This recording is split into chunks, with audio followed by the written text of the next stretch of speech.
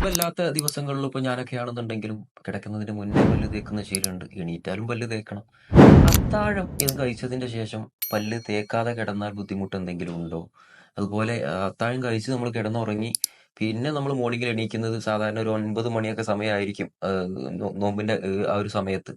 ആ സമയത്ത് വീണ്ടും പല്ല് തേക്കണോ? എങ്ങനെയാണ് അതിന്റെ ഒരു പല്ല് തേപ്പ്? നോമ്പും പല്ല് തേപ്പും തമ്മിലുള്ള ഒരു ബന്ധം എങ്ങനെയാണ്? അതായത് നമ്മൾ സാധാരണ ചെയ്യുന്നത് പോലെ തന്നെ ഭക്ഷണം രാവിലെയും രാത്രിയും. അത് നോമ്പിന്റെ സമയമാകുമ്പോൾ അത്താഴത്തിന് ശേഷം, നോമ്പ് തുറന്നതിന് ശേഷം ഇങ്ങനെയുള്ള പല്ല് തേക്കുന്നത്.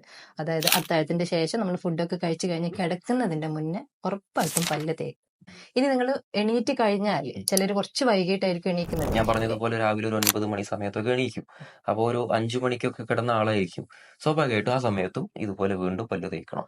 അത്താഴത്തിന് ശേഷം പല്ല് തേച്ച് കിടക്കുകയാണെങ്കിൽ പിന്നെ നമ്മൾ എണീറ്റ് കഴിയുമ്പോൾ നമുക്ക് വായ കുറച്ച് വരേണ്ടതായിരിക്കും. അതിൻ്റെതായിട്ടുള്ള സ്മെല്ലുകൾ വായിലുണ്ടാവും. അത് ശേഷം നമ്മൾ ഒന്ന് എന്ത് ചെയ്താൽ മതി, വായ കഴുകിയാൽ മതി. പക്ഷെ വീണ്ടും നമ്മൾ ഇഫ്താർ നോമ്പ് തുറന്നതിന്റെ ശേഷം നേരത്തെ പറഞ്ഞതുപോലെ തന്നെ പല്ല് തേക്കുന്നതാണ് ഏറ്റവും നല്ലത്. നമ്മൾ വായ അല്ലെങ്കിൽ പല്ലിനെ പറ്റി കൂടുതലായിട്ട് കൺസേൺഡ് ആയിട്ടുള്ള ആളുകളാണെങ്കിൽ, വായ നല്ല രീതിയിൽ നിൽക്കണം, ബാഡ് സ്മെല്ലൊന്നും ഉണ്ടാവരുത്, എന്റെ പല്ല് നല്ല രീതിയിൽ മുന്നോട്ട് കൊണ്ടുപോകണം എന്നുള്ള ആളുകളാണെങ്കിൽ ഇപ്പൊ ഈ പറഞ്ഞ പോലെ തന്നെ അത്താഴത്തിന്റെ സമയത്ത്, അത്താഴം കഴിഞ്ഞതിന് ശേഷം, നോമ്പ് തുറന്നതിന് ശേഷം 2 നേരം അതിന്റെ പല്ല് തേക്കുക.